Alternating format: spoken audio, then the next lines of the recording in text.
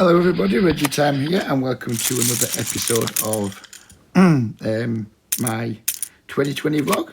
A year in the life of a knit or something like that. Can't remember what I've called the fucking thing, but welcome to it anyway. I'm recording today from an iPad, so I'm not sure how the audio is going to come out, so please bear with me if it isn't great. I am researching which headset, which like wireless mic, Bluetooth, whatever you call it, headset to buy that has a good microphone. So if this audio comes out rubbish, hopefully it'll be the first and last time, and we'll have much better audio in the next video. We're playing some U-Poker this morning. The top left, top right and bottom left table are all 25 NL. It says like 51, but in the currency it comes to 25 NL sterling, and the bottom right table is a 10 NL sterling table. Not going to do too much spam for the site. The games advertise themselves. But if you do want to sign up to this club on U-Poker, then please do reach out to me via email, via Skype. If you're on Facebook, join the Facebook group, message me there. And we can get you set up pretty quickly once you make contact. And also, I have some exciting news for players who mostly play poker on a late night GMT schedule or an evening US-based schedule. I now have access to another club on U-Poker that serves a lot of Brazilian players. It's very, very soft. There's good traffic from around 9 p.m. UK time, which I guess is, 5 p.m. Eastern, 3 p.m. Western in the US, right the way through till, 5, 6 a.m. UK time, and whatever those times convert to in your crazy US time zones. So if you would like to join that club, please do get in touch. If you're a US-based player or if you're a UK-based player who likes to play late night sessions, please do get in touch. The games are really, really good, much better than anything I've found in a long, long time. But the rate back is only 20% in the club that I just talked about. In this club we're playing on now, the rate back for players is 30%. In the club that's more suited to players playing on a US time schedule, then the rate back is only 20%. But trust me, you won't care, because when you see the games, rate back will be something that doesn't really matter to you very much, because the games are just that good. I've always said rate back should always be just a cherry on top of your big fat win rate cake. You shouldn't be basing your play on rate back. You should be basing where to play on where can I get the best win rate, because I want a big fat cake of win rate. And then after that, if you can just put a little bit of rate back cherry on top, then beautiful. And if you can't, well, if I've still got a good win rate, who gives a shit? So yeah, don't worry too much if the rate back is only 20%, because I promise you, you'll increase your win rate by who knows how much. I would imagine if you're playing on at some of the main sites and you're having a win rate of anything 2 to 4 big blinds 100, in the site I'm talking about, the site that serves the Brazilian players, your win rate's going to be double figures, and that isn't an exaggeration. Obviously clubs change over time as more regulars join them. They get a little bit tougher, but right now the state of that club, there's a lot of money to be made. A lot of big blinds to be, maybe not money, but a lot of big blinds to be made for micro stakes players. The stakes start at 10 NL in US dollars, then they have some crazy like 15 NL limit, and then they have a 20 NL, 25 NL limit, 50 NL, 100 NL, etc. Plenty of traffic up to 200 NL USD. So yeah, I'm not going to spam it anymore. Send me peace, but please do get in touch, because I haven't really tried to appeal to US-based players so far, because this current club I'm in, it kind of goes relatively quiet at times where US players want to play, because it mostly serves players in Thailand and Asia. But now we're going to get more round-the-clock coverage, and that is not a bad thing. So that's it, end of spam. You know where I'm at, get in touch if you want to. Right, we've been 3-bet here on top left table. It's too small, so we're going to call it with our King Jack suited. And we have raised versus the straddle on top right table. You get led into here on the bottom left table by an absolute whopper. It's half pot. I'm not going to fold, not going to raise. With too much backdoor equity to fold, and our hand really isn't strong enough to raise. So just call, see what happens. He upsizes the turn a little bit, does he? Not sure, but either way, not a good card for us. so we're going to fold. We're going to squeeze on the bottom right table versus the 3x and the multiple callers.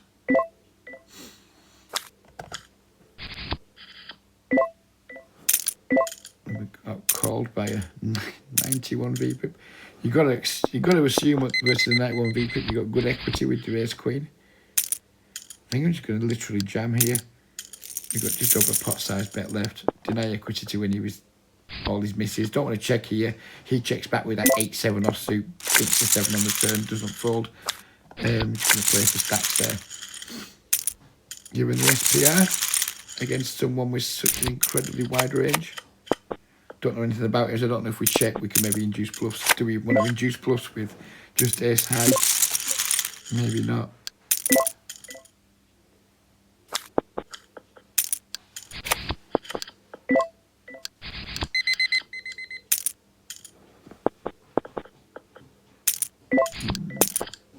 Not doing anything with 10-9 suited top left table. Bottom right table, we're up against the same player again. We get another good flop. I bet pretty big. Just hope he's got a piece. Not folding if he raises, of course.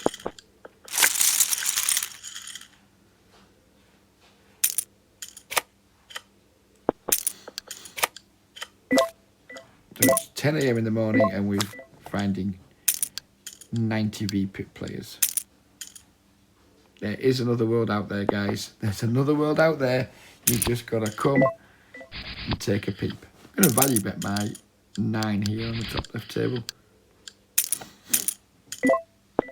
I mean 3 bet on the bottom right, so we're just going to let that go with the queen back off. It's a miserable hand to defend versus 3 bets. Take it down top left.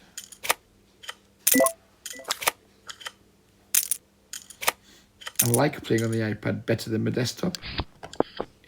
Everything's just cleaner. I find I'm able to focus a little bit more because I'm not having to like dart my eyes around a bigger screen. I am a little bit sausage fingers from time to time, so there may be some misclicks coming in. I might need to get a little proddy stick thing.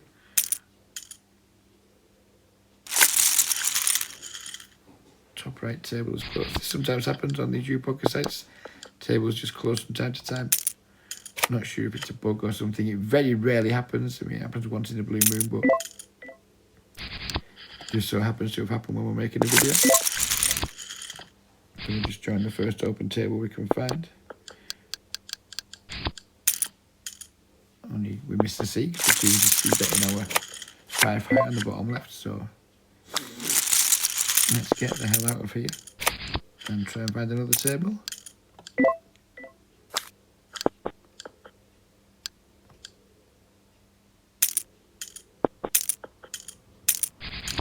This one looks like it's respawned, so I'll just wait until it fills a little bit more because I'm not super comfortable with my short-handed game at the moment. Both of these players seem like pretty laggy players, whether the regs or not, who knows. He's only played 1,400 hands, so it's impossible to know if he's a regular. He's played only 4,400 hands, but he's a fish 4 times apparently, so take it. Rejoin the table. Happy days. Let's go.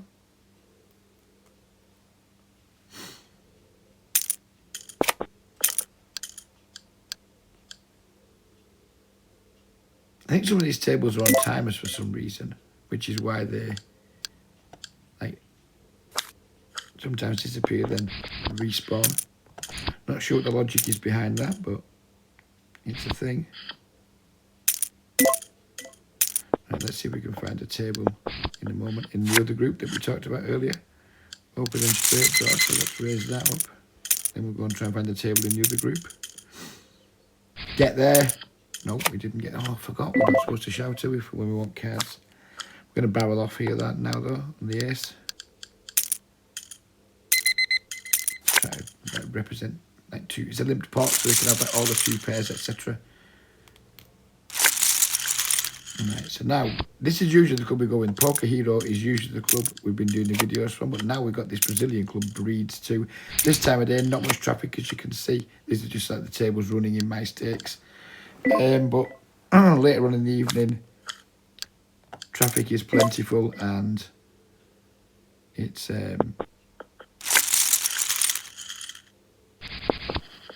really pleasant too. The games are very good. You can frequently get on tables with 3 or 4 genuine 45 plus VPIP fish.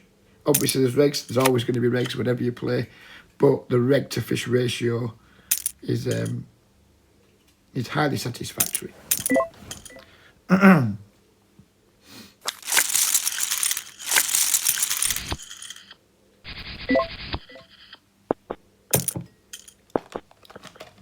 Hopefully when recording on the iPad, the vape won't be quite so pronounced. Well, who knows? Soon ride out because I'm about to have a talk.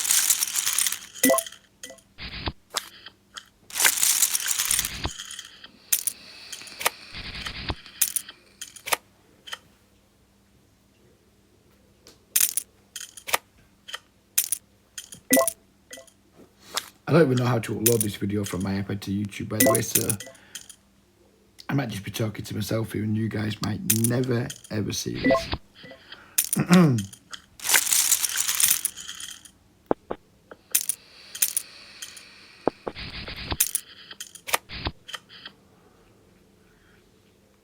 We did not make our set on the top right table, which is very disappointing given that it's on multi-way.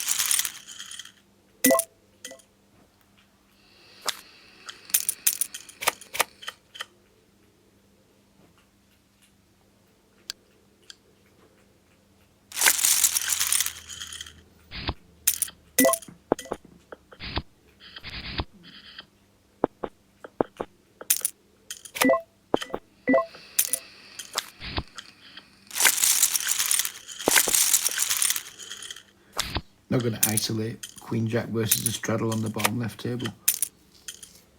As tempting as it is, I think we're just in too early position to start throwing out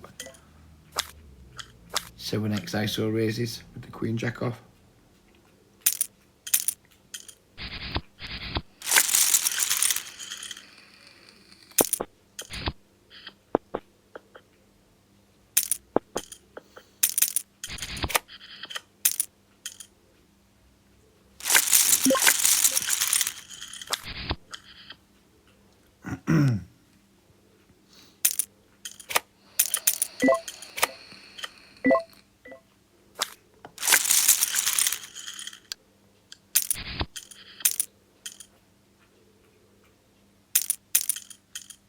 I went to play live the weekend as part of my birthday celebrations. It was an absolute fucking disaster. We decided to go to Bolton Casino in the end. We got there only to find out that it was a lower buy-in than we expected. No guarantee and fucking self-deal, which all of those things combined to kind of cheese us off a little bit, but decided to say fuck it and stay and play anyway. And I managed to bust the tournament in record time, which was highly exciting. I'll tell you about it in a moment. And we've played through the hands that we're in. It's a disappointing run out on the bottom left table, which is going to have to check fold, I believe. And set mine in bottom right. Did not make a set.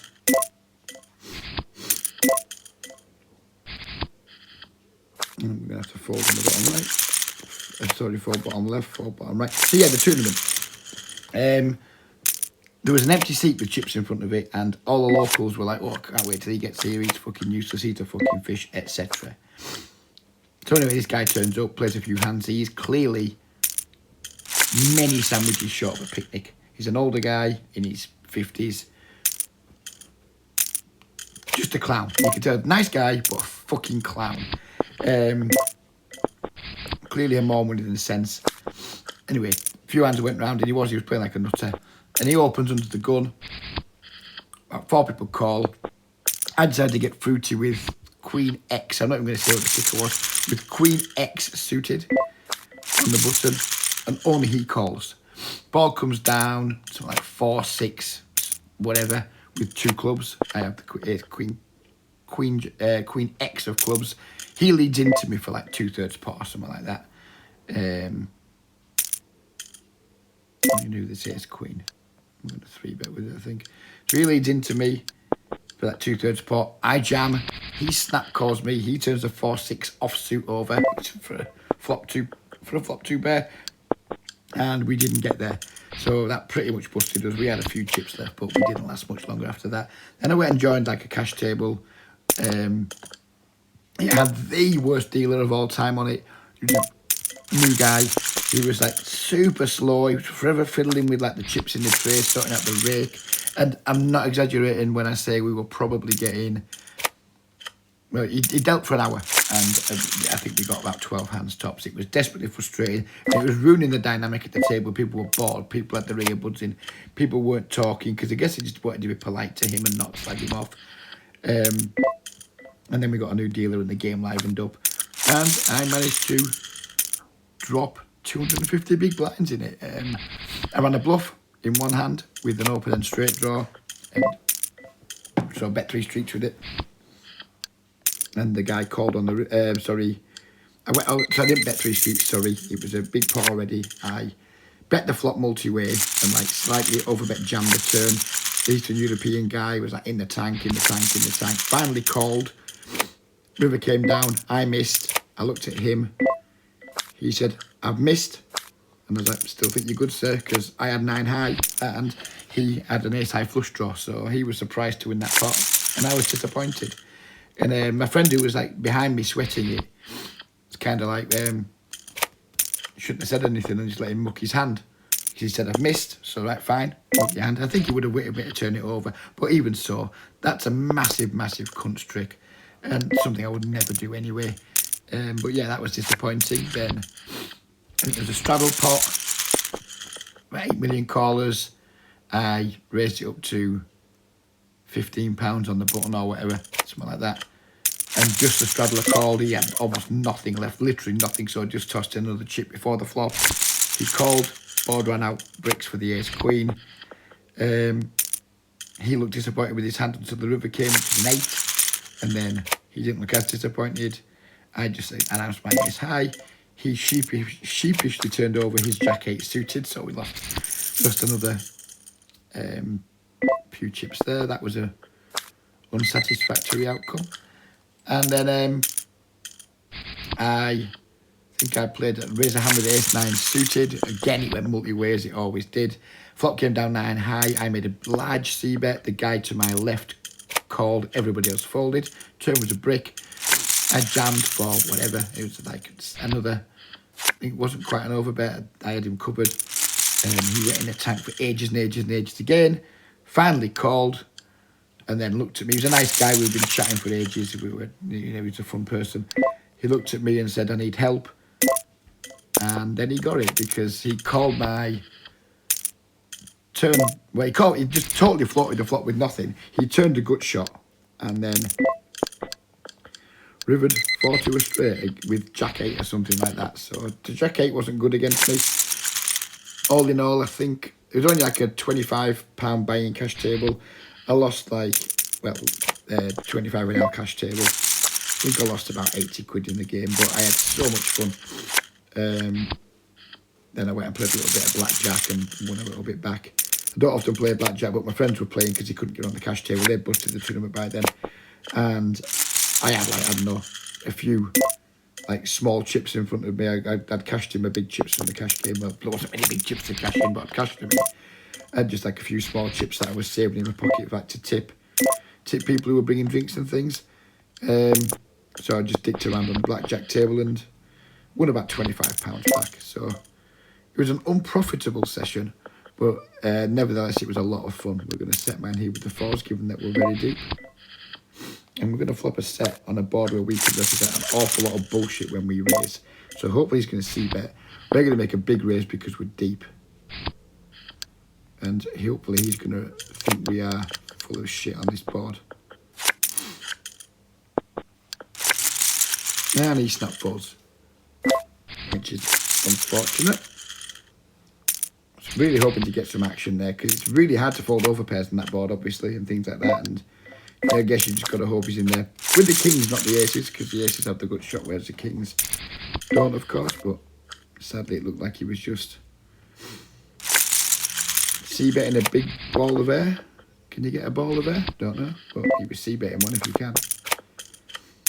So yeah, there's my cliff notes from my casino trip. But I never go to a casino intending to... Well, I go intending to win, but I go expecting to lose. I mean, you just have to. You're playing a 1 MTT, so obviously the variance in that is huge. And then you're playing a cash table where even if you sit for about 4 hours like I did, where you're going to be getting at the most 120 hands. With the first dealer we had, you know, we weren't even getting that. This top left table seems to be closing again, which, to be frank, is mildly irritating when you're making a promotional video, but it is what it is. Is there any more tables in here we can join? Nope. And what's going on in here? Any empty seats anywhere? You'll do. No empty seat when we get there, which is unfortunate. Not going to see bet the... No, we are going to see bet the A7. There we're overcard and backdoor. Flush draw. Didn't know we see bet into 2 players. Naughty Reggie. That shouldn't have been a bet. Thought we were just betting into 1 player. Turn the ace. Which now allows us to actually value bet, hopefully. A bet about 4. Hope not to get raised. No set on table on the top left table, which is a shame. And we're hoping to just be a good check down this river on the bottom right table. We're not going to be calling a bet if he leads.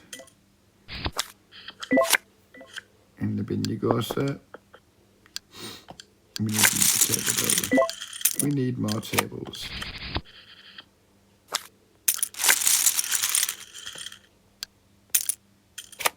There's no empty seats, we'll just start a new table.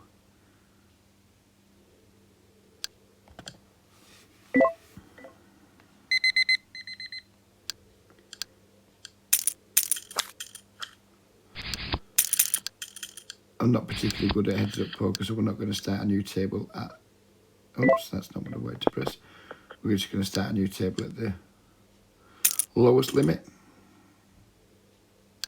Do I want a 3-bet King Jack offsuit? No, I don't think I do.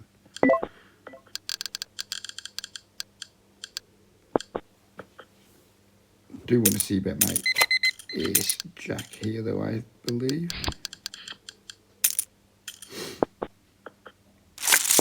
Backdoor potential, 2 overcards.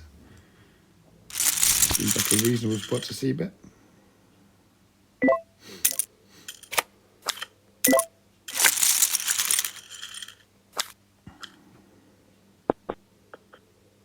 Then on Saturday night, I decided to play a 5-card PLO session. And if you check the Facebook group out, if you're on Facebook,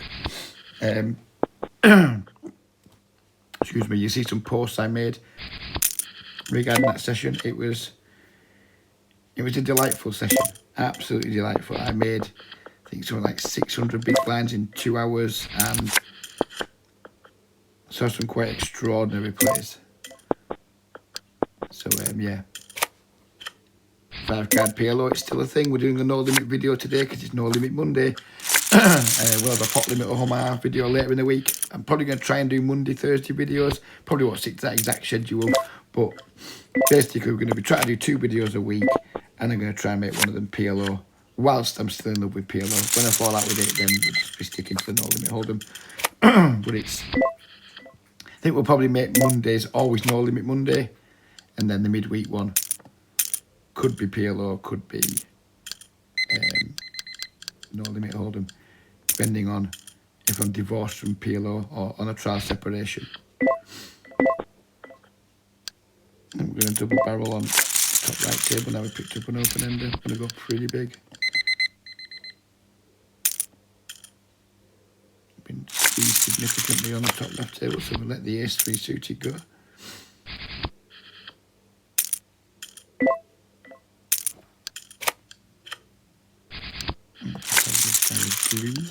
fully stacked, and then just like hitting call a lot of the time. Been led out here by Poker God. We have a second pair, so we're going to call. We have a third pair now, so we're going to check. And we're just going to take our showdown, see what he was donking with. Donking with a pile of shite. Squeeze it up here. Hopefully take the rest of the green tag players chips on the top left table.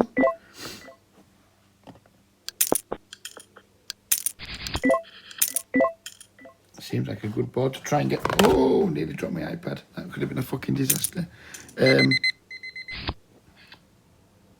Right. Check there. Hit your time back, Reggie, because the nearly dropping the iPad's thrown you out a little bit. I guess we just jam on this board. We've got enough for one bet, so let's just make the one bet.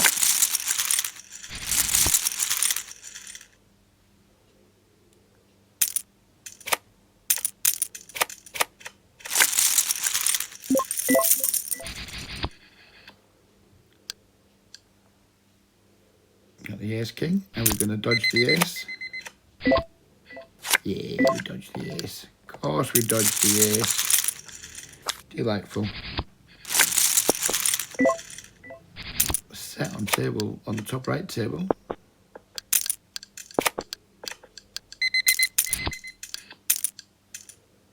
Snap call. Quads on the turn, and it's a jackpot table, so we need to get this pot to 30 big blinds to win a jackpot. Call. There's now way more than 30 big blinds in the pot, which is delightful.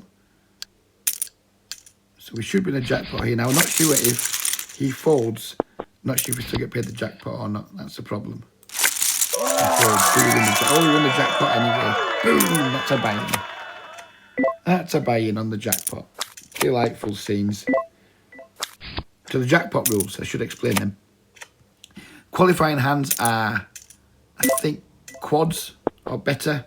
In fact, yeah, it's quads or better. So if you make a hand and it's got the little jackpot icon, which you can see on the tables, if your table doesn't have a jackpot icon, then it's not a jackpot table. With the jackpot things there with the running total going, if you make quads or better and the pot gets to 30 big blinds or bigger, then you have a jackpot qualifying hand and you get paid out a jackpot amount. It also has like a bad beat jackpot thing, which I think pays out at full house over full house or worse. So if you get full house over full house, but both players need to be using both of their pocket cards. So say I've got pocket threes, you've got pocket fives, and we both make full houses by like matching our cards. So like, I don't know, there's a 3 and a 5 come out and then the board pairs. Then you qualify for the cooler or the cooler jackpot. Not sure that pays out as much as the other jackpots, but it all just, it's additional rate back, isn't it? You know, it's extra bonuses to your play on the site. Pretty cool that we managed to get a jackpot hand in a video. That is, it's really pleased me, to be fair. I mean, fair enough, it was only at a lower stake table, so we only got paid out a tenner jackpot, but we'll still take it. Delightful stuff.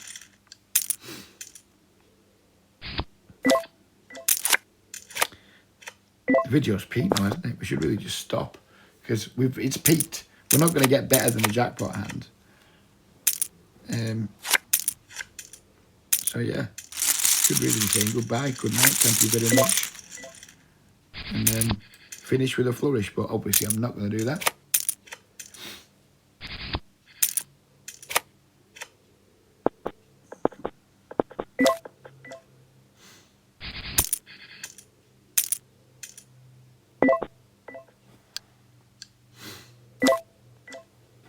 I get the feeling that the player known as Poker God isn't actually a poker god. I think that's a little bit of false advertising there.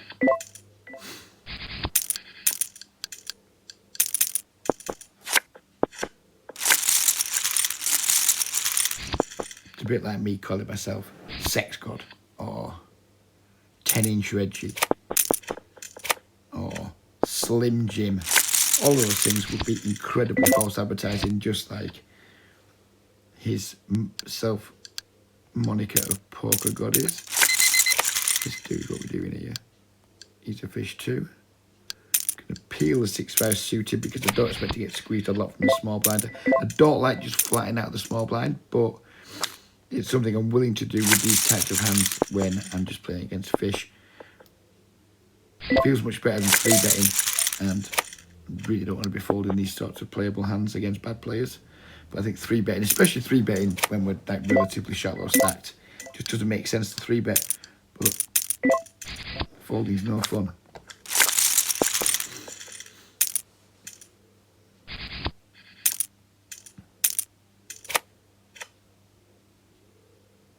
I'm going to check back our raise 10 on the bottom left table here. Then go up a 2 streets afterwards, so I hope to induce some aggression. Turn 2 pairs, which is nice. It means we can make some slightly larger value bets now.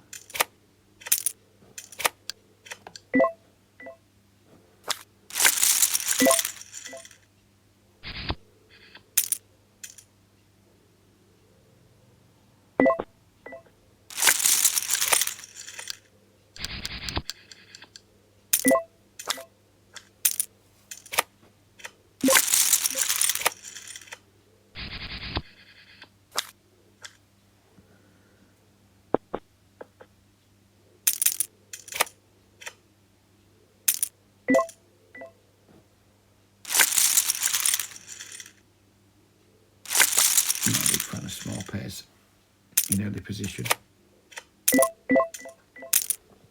You can definitely open them in these games because they are pretty soft, but chose not to this time.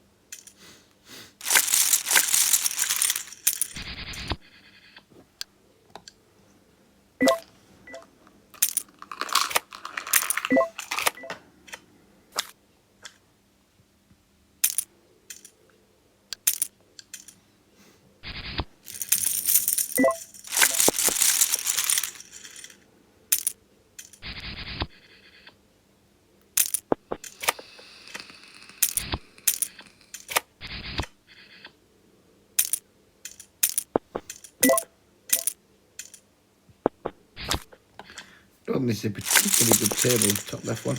It's on the Brazilian club, and given it's probably something like 5 AM there, it's understandable why there's no traffic and why the one game running isn't great. But we got here probably a fish, more a winner 6 times, but the stats look fishy, 38-23.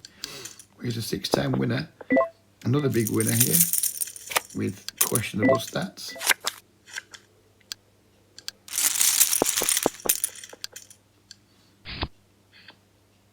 Play with more reasonable stats, but not much volume to go on. And then a play that looks possibly break even. This top left table isn't great. I think we'll probably get off it actually and just open up another table.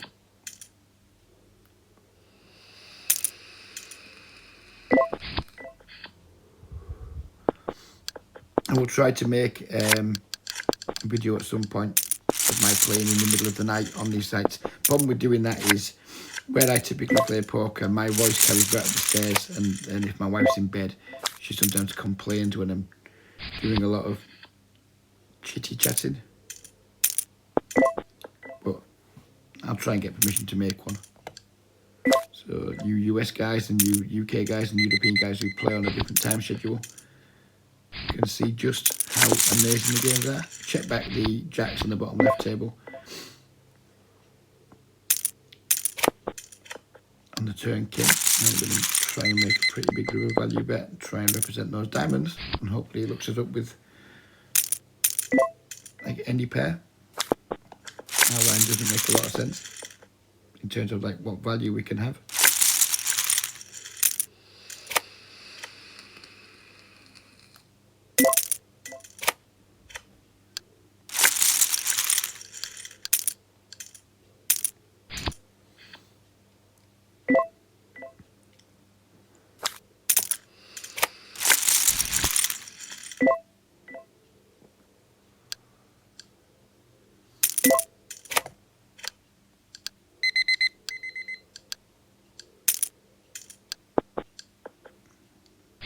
get race on the bottom right table because I think we'll probably have to fold.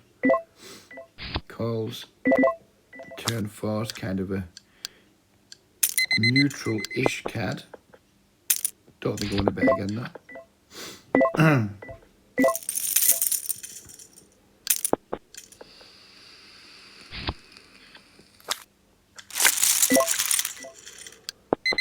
Paying off all the bets from fish isn't something I like to do. This guy isn't deep enough to want to set mine against. We're going to leave this top left table in a moment. It's not a particularly good game, and some fishy players, some green tag players just joined, but we don't have a good position on him, so I still think we'll leave the table and find something better in the Heroes Club.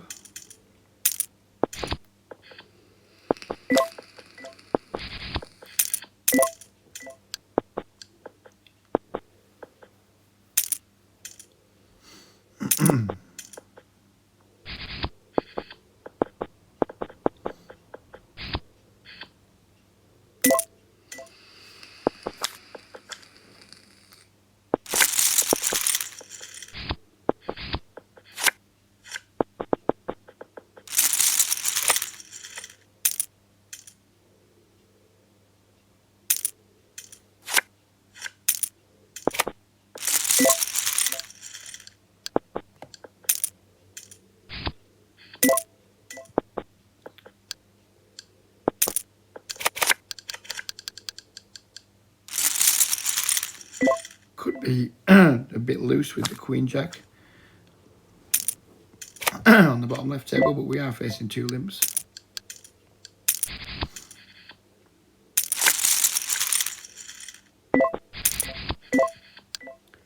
Make a full pot size C-bet on the top right table versus the fish with our overpair on a pretty dynamic board.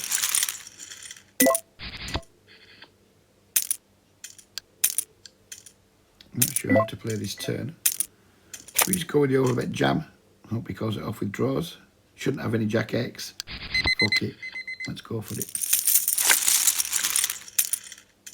Might call it off with a 6 if he's a whale.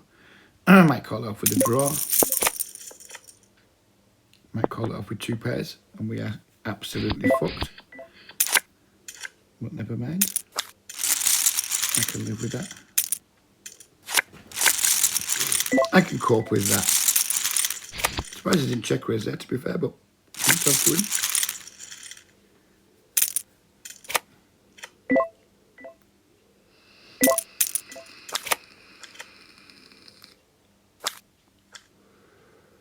Keep missing my chance to leave on the top left table, which is slightly irritating.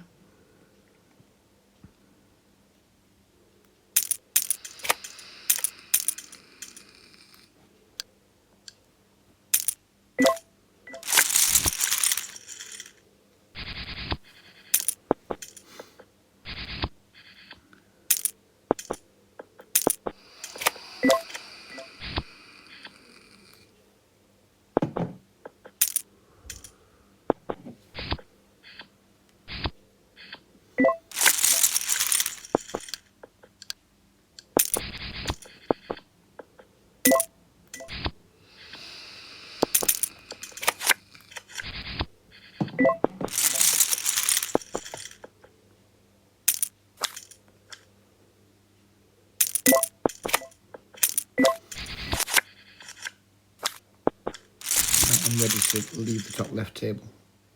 See one more hand and then it's time to pack up our troubles in our old kit bag and smile, smile, smile.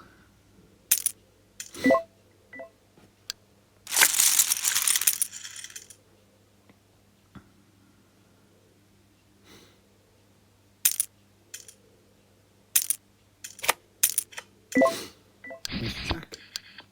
We shall play that hand. Will not be c-betting the King 9 on the top left table, top right table, sorry. And we'll c-bet our ace jack versus a fishy looking player and give up if called unless a spade rolls off. And now we're going to leave quickly. Boom, we got out. We're out of there.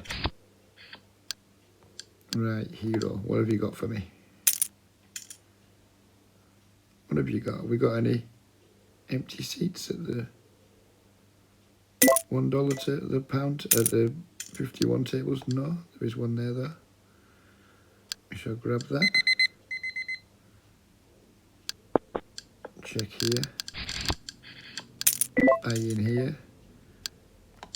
Look at this dude, 62.30. Ace Jack. Time to squeeze.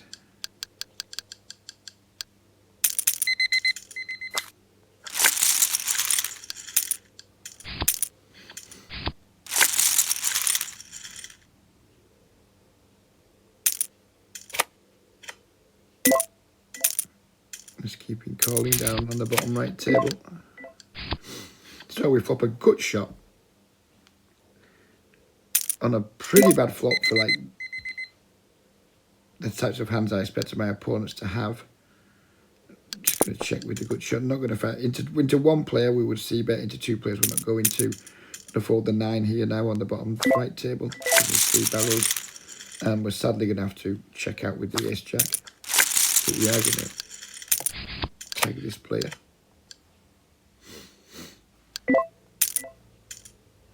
It's a bit weak with the Ace Jack there, but when we get called in 2 spots, it comes down Queen 10x. It just like hits there.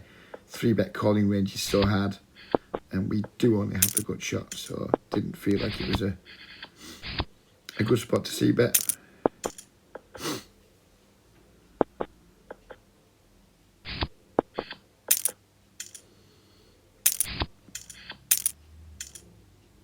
We are going to be defending this 6-5 out of the small blind because of the blue tag player in the big blind on the bottom table. And we're going to hope to see some green. Green, please.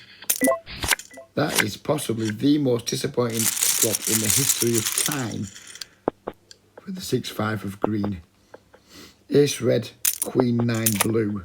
When you've got 6-5 green is not what you want to see. I mean, I don't know how much you guys know about poker, but that is not a good flop. You can bank that as a really good tip from me.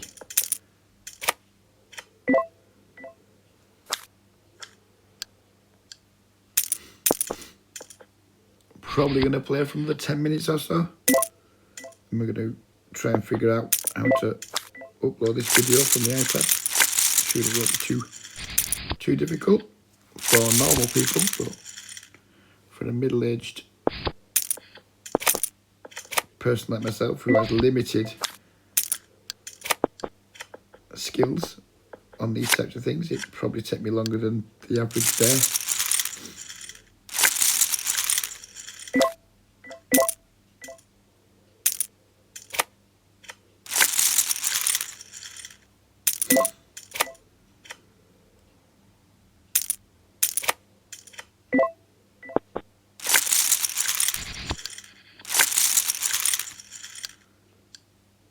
Do we want to isolate versus this straddle? I think we do from the cutoff. Some extra dead money in there. We need to be getting after it. When people are straddling, we need to be getting busy where possible. Hope not to be 3-bet, of course, because there's nothing much we're going to be able to do about it unless it's a very small size.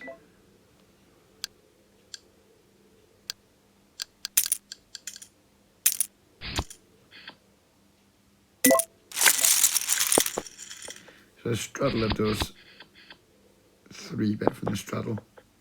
I'm always suspicious when I see these things. But we're nowhere near deep enough to call such a large 3-bet, so we'll have to just concede the pot.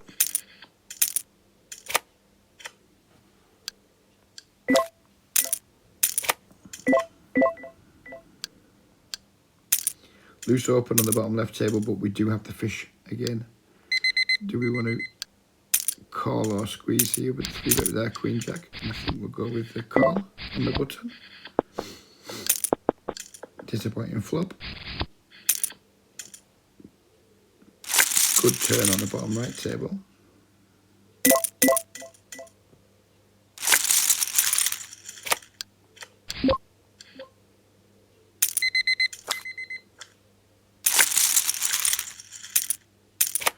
Very small c-bet. Top right. But just nothing we can do with our actual hand.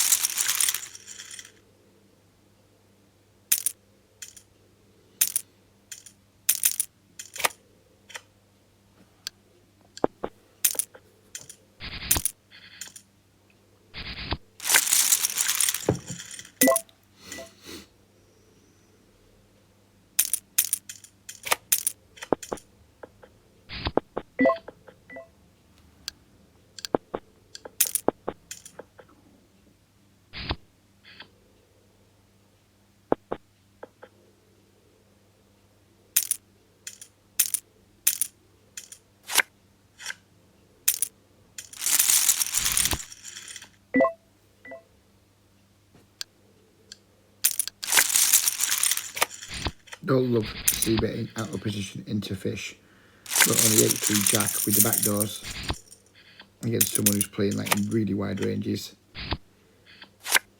it can't be bad.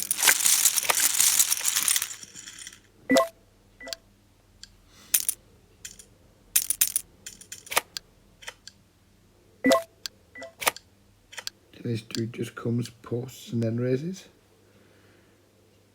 and we're not surprised to see that he has very fishy stats.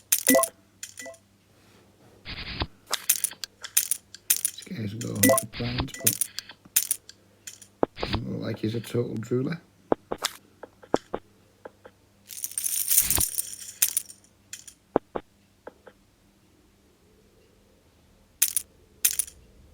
Get that. You raise 4x with a 10-8, you flop trips. And, oh, you flop a boat versus top trips. Must be nice, Ocean Deep. Must be fucking nice.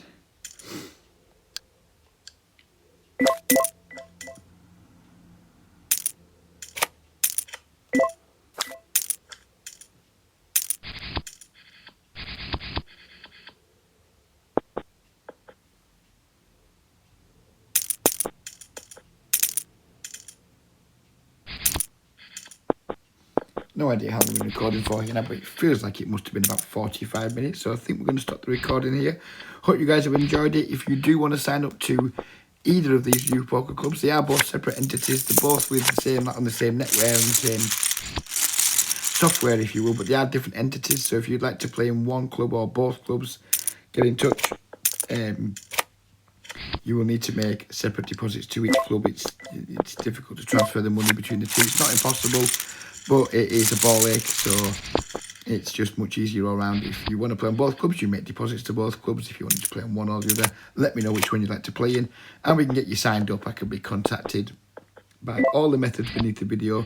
Facebook is my preferred method, but email, Skype, whatever, Twitter even, get in touch and we'll get you hooked up really quickly. Well, I hope you enjoyed it. Have a great week. I'll be back on Wednesday or Thursday, and we're going to play this Ace King before we say goodbye. So then we'll wrap it up again in a minute, because the Ace King just decides to turn up at an inopportune moment.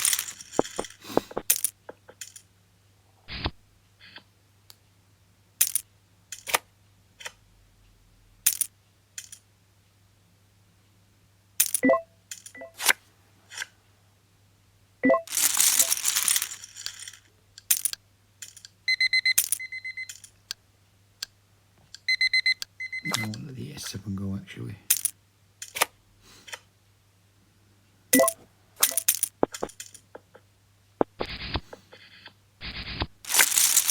And there we go. The Ace King takes it down, and I'm going to go. Take care, everybody. Have a great week. See you again soon. Bye-bye for now.